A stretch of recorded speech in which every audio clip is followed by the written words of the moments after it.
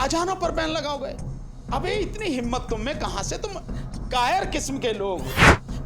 अजान पर रोक न लगी थी, न है और ना ही कभी लगेगी।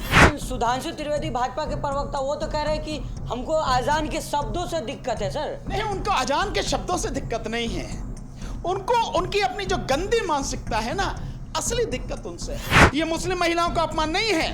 जो एक वो भगवा वेश में जो गुंडा बोल रहा है, वो केवल मुस्लिम महिलाओं का नहीं, इस देश की तमाम महिलाओं का आधी से अधिक आबादी का अपमान है। हिंदू मुस्लिम दंगा कराना चाहते हैं, हिंदू मुस्लिम की आग लगाकर अपनी राजनीतिक रोटियां सेकना चाहते हैं, इसीलिए सारी चीजें कर रहे हैं। मस्जिदों पे जाकर भगवा लहरा रहे हैं, मजारों को पोत दे रहे हैं, भगवा कलर में पोत दे रहे हैं, और सब कुछ पुलिस के संरक्षण में हो रहा है।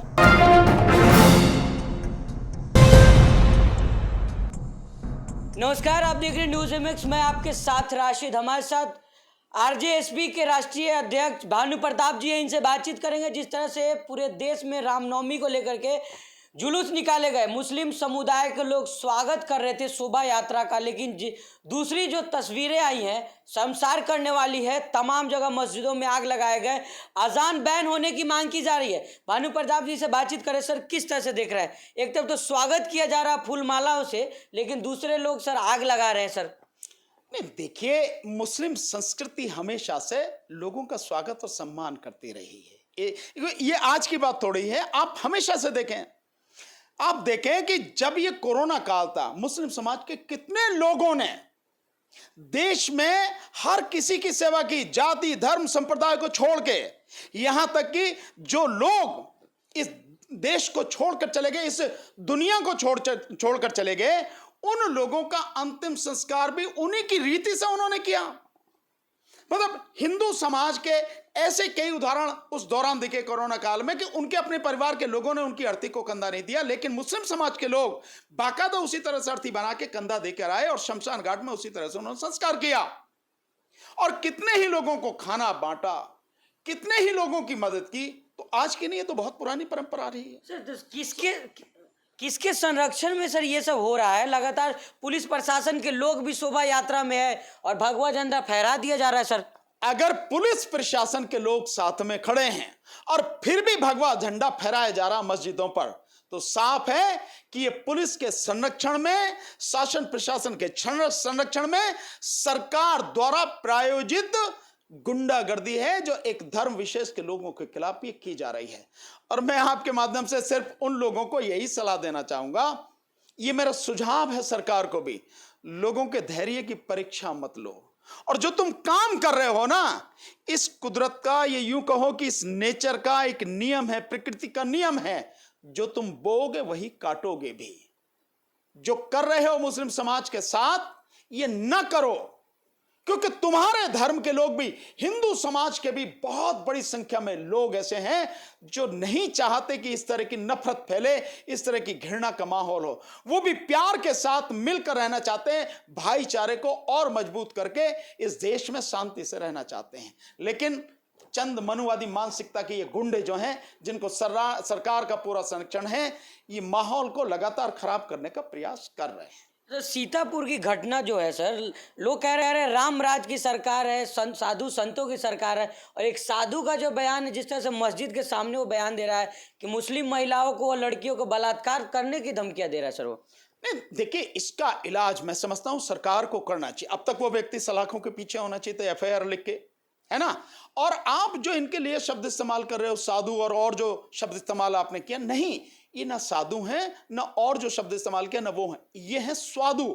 ये भगवा वेश में गुंडे हैं और बीजेपी के पाले हुए गुंडे हैं। ये उन गुंडों के माध्यम से इस देश का माहौल बिगाड़ना चाहते हैं, इस देश को हिंदू मुस्लिम में बांटना चाहते हैं, हिंदू मुस्लिम दंगा कराना चाहते हैं, हिंदू मुस्लिम की आग लगाकर अपनी राजनीतिक रोटियां सेकना चाहते हैं, इसीलिए सारी चीजें कर रहे हैं।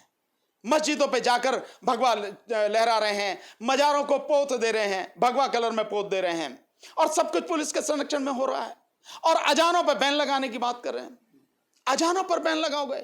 अबे इतनी हिम्मत तुम में कहां से? तुम कायर किस्म के लोग हो। तुम कहां से तुम में, मतलब अजानों पर रोक? और अजानों पर रोक कैसे लगा दोगे? इस देश का संविधान जैसे तुम्हें अधिकार देता है, ऐसे ही हर धर्म के व्यक्ति को अधिकार देता है कि अपना धर्म जो भी वो मानना चाहे माने, जिस तरह से उसका पालन करना चाहे करे, उसका प्रचार प्रसार जो उसके अपने तरीके हैं उससे करे। किसी को भी अधिकार नहीं देता कि दूसरे धर्म के या दूसरे संप्रदाय के व्यक्ति के ऊपर जाके आप किसी तरह का अत्याचार करो। ये एक क्रिमिनल ऑफेंस है, आपराधिक कार्रवाई है, आपराधिक कर्म है। ये इसके खिलाफ कानूनन कार्रवाई होनी चाहिए, लेकिन नहीं हो रही। तो साफ है कि सरकार ये सब कुछ करा रही है। और जैसा कहा जा रहा है अजान के विषय में कि अजान पर रोक लगनी चाहिए, अजान पर रोक न लगी थी, न है और ना ही कभी लगेगी। मैं यही शब्द इस्तेमाल कर रहा हूं। अजान जैसे होती रही ऐसे ही आगे भी होती रहेगी।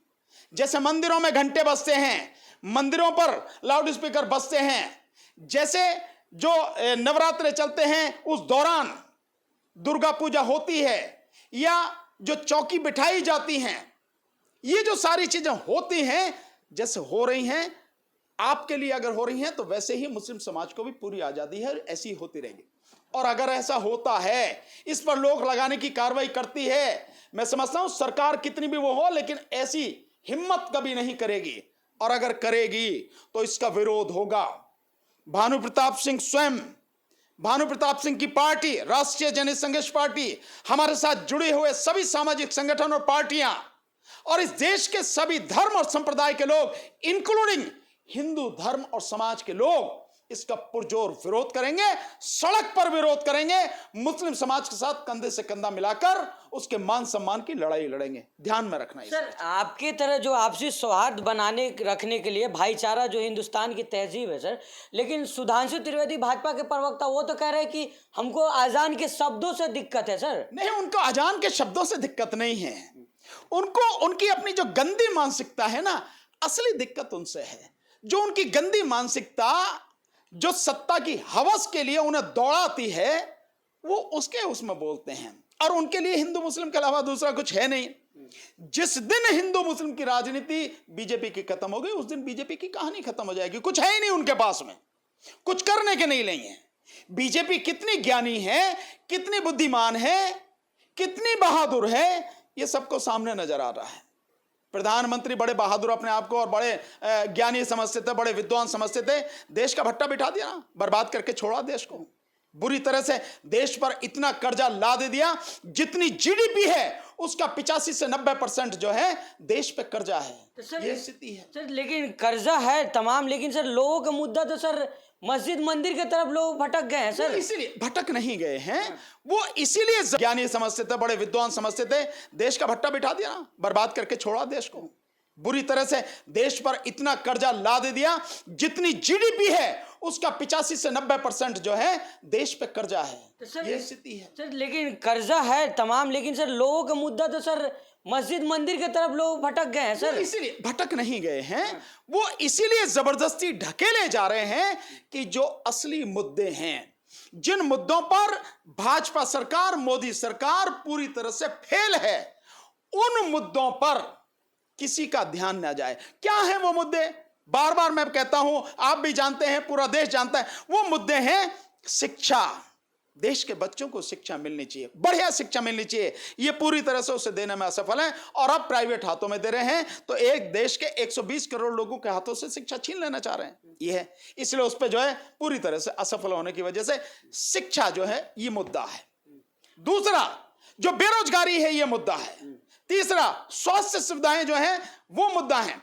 चौथा महिलाएं की सुरक्षा, महिलाओं का जो जीवन में आगे बढ़ने के लिए, जो तरक्की के लिए जो काम होने चाहिए वो सब नहीं हो रहे, उनका लगातार अपमान हो रहा। ये मुस्लिम महिलाओं का अपमान नहीं है। जो एक वो भगवा वेश में जो गुंडा बोल रहा है, वो केवल मुस्लिम महिलाओं का नहीं, इस देश की तमाम महिलाओं का आधी से अधिक आबादी का अपमान है। वो है सारी चीज। सो उसमें ये फेल है पूरी तरह से।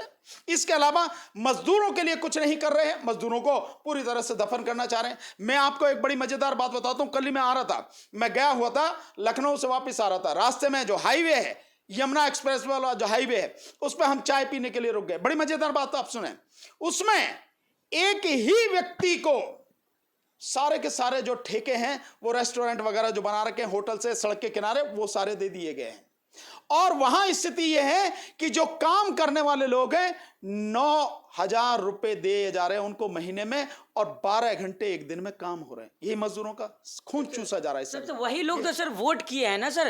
आप तो गए थे ना सर, ग्राउंड पे गए थे, आपकी राष्ट्रीय जनहित संघर्ष पार्टी भी ग्राउंड पे गई थी, अखिलेश यादव के साथ थे सर आप, लेकिन कुछ फायदा हुआ तो नहीं सर आपको? नहीं, फायदा किस उसमें कह रहे हैं आप, परिप्रेक्ष्य में कह रहे हैं। नहीं, लोगों ने सर उन्हीं पसंद किया। नहीं, लोगों ने उन्हें पसंद नहीं किया। लोगों ने उनको नहीं वोट दिया। लोगों ने माननीय अखिलेश यादव जी को, उनके साथ में जो सपा के गठबंधन के लोग थे उनको वोट दिया, और भारी संख्या में वोट दिया। लेकिन चुनाव आयोग की बेईमानी से, उसके द्वारा ईवीएम में बड़े पैमाने पर की गई धांधली से, वोटों की लूट से भाजपा को सत्ता में लाया गया। और जो शासन प्रशासन में बैठे हुए आईएएस आईपीएस लोग हैं, उन्होंने अपनी न थे न हैं। आज की तारीख में 85% लोग बीजेपी के विरोध में हैं।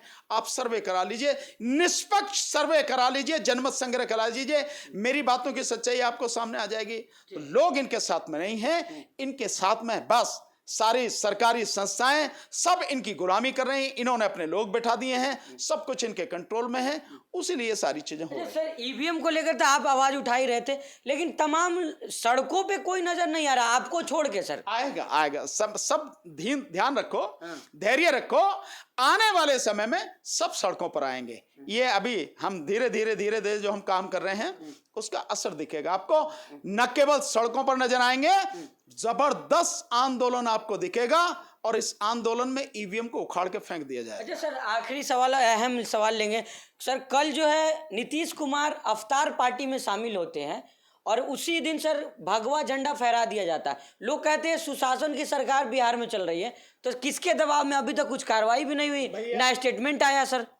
भाई मुझे तो लगता है सारी की सारी नौटंकी कर रहे हैं। अगर ये वाकई में रोजा इफ्तार में जा रहे हैं तो आपको पता नहीं है, एक एक पल की खबर मुख्यमंत्री को, प्रधानमंत्री को एक एक पल की खबर होती है। हर समय उन्हें सूचना मिलती रहती कहाँ क्या हो रहा है, क्या घट रहा है। आप उसी समय आदेश दे सकते हो।